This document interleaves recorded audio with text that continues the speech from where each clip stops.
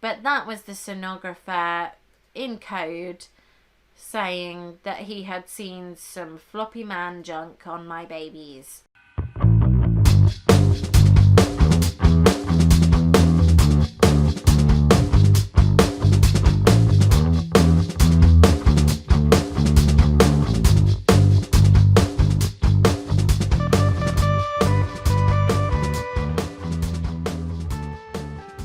Hi, my name is Jem and I am a twin mama. Today I want to implore you to not find out the gender of your unborn baby. So if you are pregnant, whether you're having one baby, two babies, 7 babies, don't find out the gender. If you've had maybe 2 children already, then, maybe you want to have the upper hand on things and you want to be able to plan, do I need pink or blue? Then that's fine. You've had some babies under your belt. The magic of not finding out the gender, you can leave that to the people who are, experiencing babies for the first time or maybe the second time.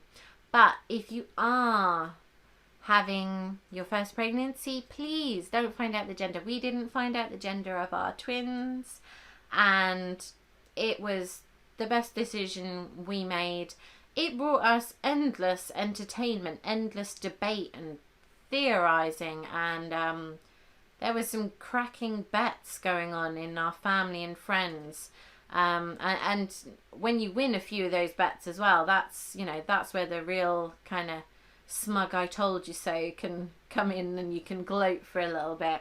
So I want to give you the top 5 reasons why you shouldn't find out the gender of your unborn baby just yet.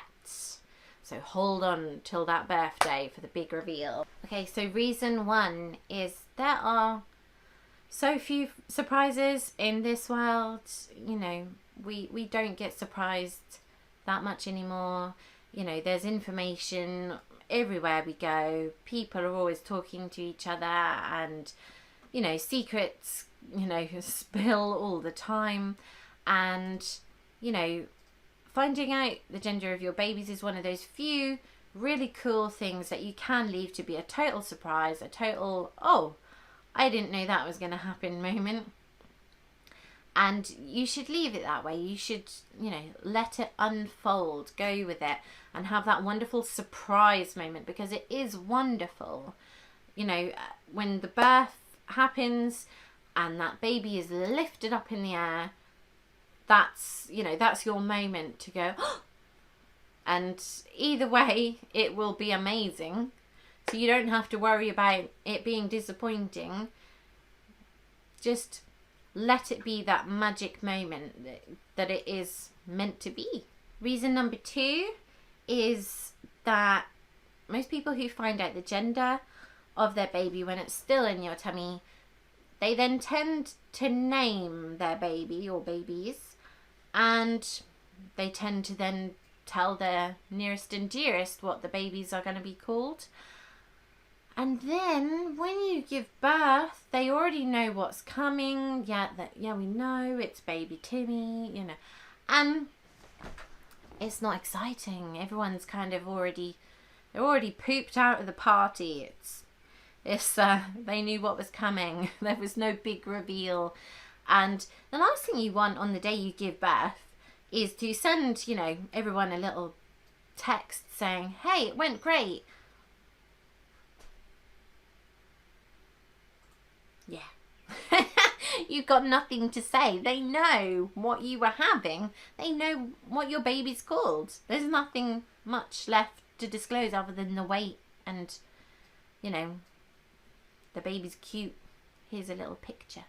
You save as much as you can, because when people get those text messages, they're going to get excited. They're going to go, oh, I didn't know they liked that name. They're going to, go, oh, that name. I've never heard that before. You're going to get all these wonderful, shocked, well, not necessarily shocked, but you're going to get these amazing surprise moments where people are really in love with, oh, it was a boy, I really wanted you to have a boy, or I love that name, or I've never heard that name.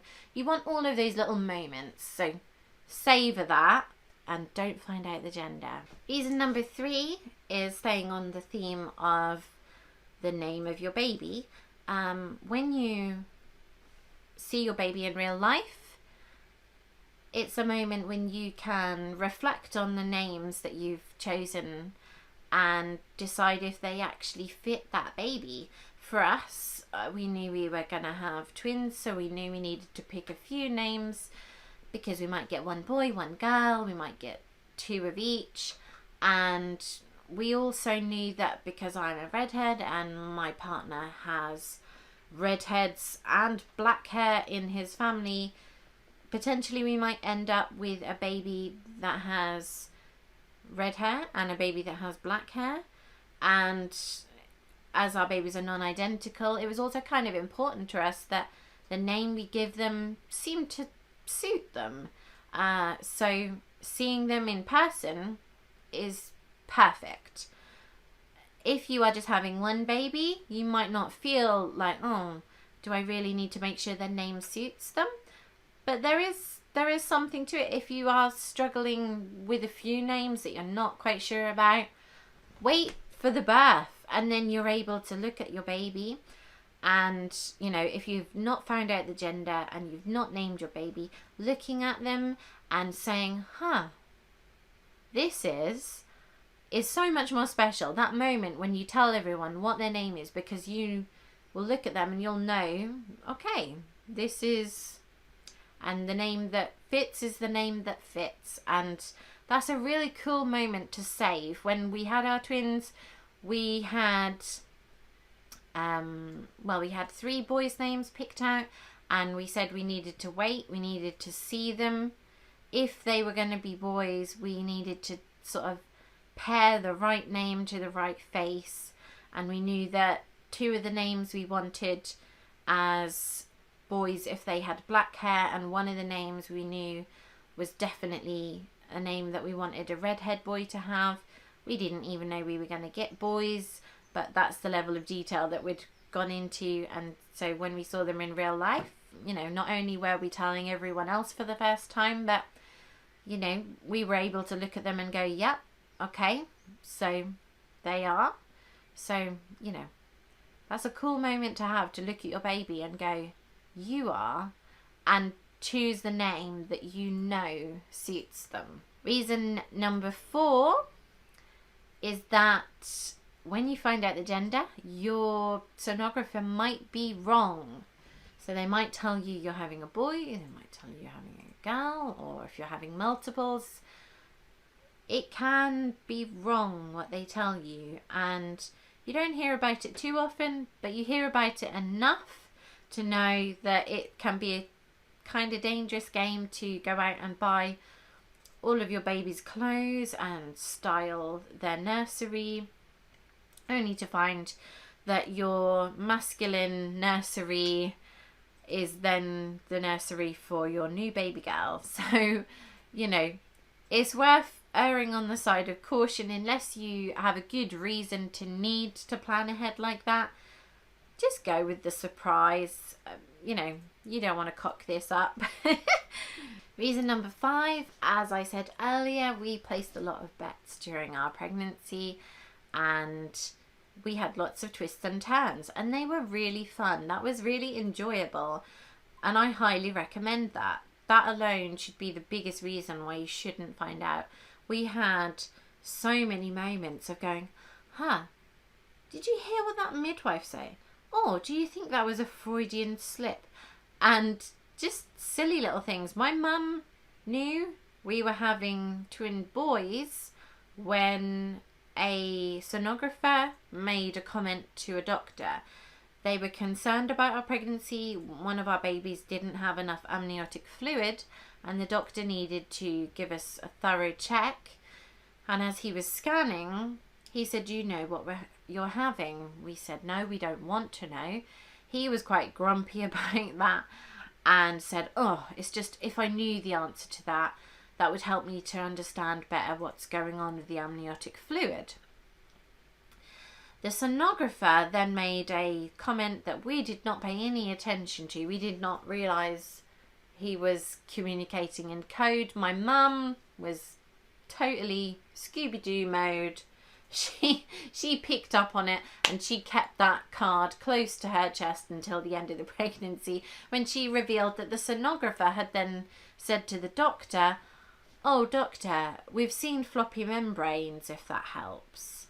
Now, if you've been pregnant before, you'll know that the word floppy membrane gets thrown around a lot when you're having a scan, so you wouldn't think anything of it at all.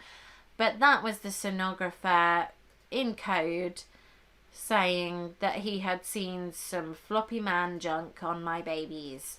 So, you know, there's so much fun, so many little hidden remarks and little slips that people make when they're dealing with you, when they're doing scans and things. And there's so much fun just to be had with, you know, family members who will have heard all kinds of old wives' tales and, you know, tell you things like, "Oh, you're carrying really far forward. That means you're having," or, "Oh, you've got big boobs. That means you're having," and it's all total nonsense, obviously.